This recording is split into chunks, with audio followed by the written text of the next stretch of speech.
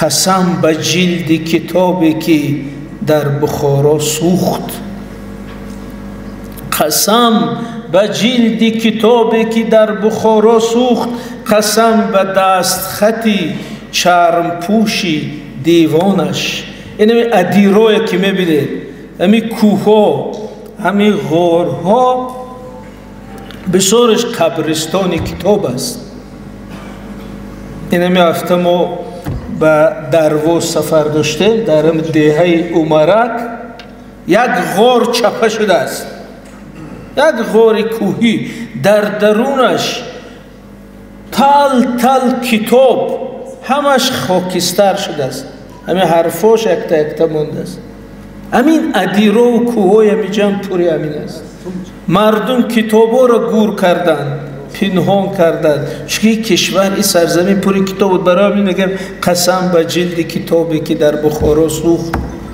قسم به دست خطی چرم پوشی دیوانش. چون همه افتخار ما می وطن است، یگانه چیزی که داریم و در سایه آن همه چیزهای دیگری ما معنا پیدا میکند، همین وطن است، همین دولت است. اگر این دولت نباشد، این وطن، این امنیت نباشد، ما مثل ملت‌های آواره جهان میگردیم، با همه آرزوها، با همه هوس‌ها، با همه عشق و فکری که داریم، بی وطنی یگان تایی رو نمیگذارد عملی کنیم. بنابراین وطن، قسم به عشق بزرگی که نیست پایانش. قسم به عشق بزرگی که نیست پایانش.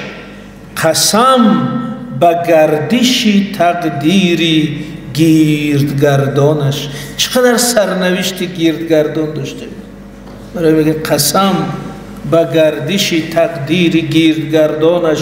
قسم به آب زلالش که رایگان جاری است. این مردم جهان نفتش می فروشد، گاز که یه هوا است می فروشد. آب ما رایگان جاری است.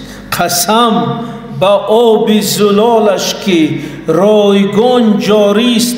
قسم به وسعت تاریخ و کوه ایمانش.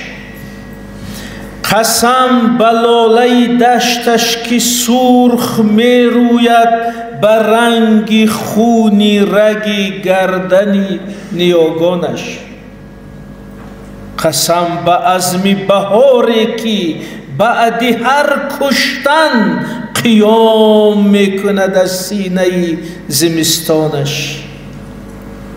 یعنی این ملت بارها کشته شده است، سرکوب شده است، خواستن نابود کنند. ولی استاد ظفر یک سرودی دارد که ما زی مرگ خویش احیا می شویم.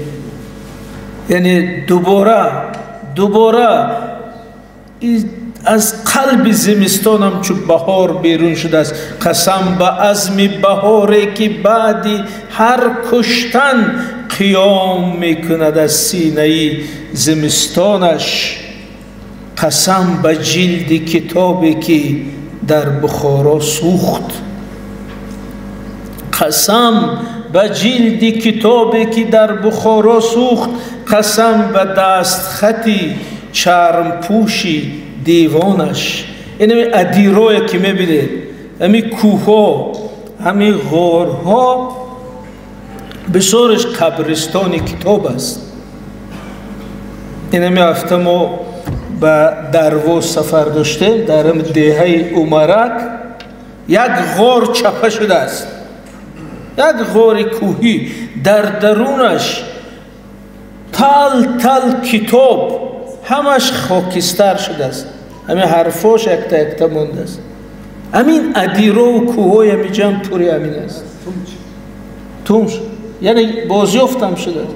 مردم کتابا را گور کردن، پنهان کردن. چون کشور این سرزمین پوری کتاب بود. برای همین میگم قسم به جلد کتابی که در بخارا سوخت. قسم به دست خطی چرم پوشی دیوانش. قسم به حرمتی چوبی سفیدی گهواره. قسم به مادر معصومی پاک دامانش. قسم به باره سنگی که قصر ملت شد. قسم با باره سنگی که قصر ملت شد، قسم به موج خطی پرچمی پرافشانش، قسم به همتی مردی بزرگی جان برکف که جمع کرد به تدبیر خلق سرسانش. مقدس است زمینی که مادری تاریخ، مقدس است زمینی که مادری تاریخ، به شیر نام نهاده است تاجیکستانش.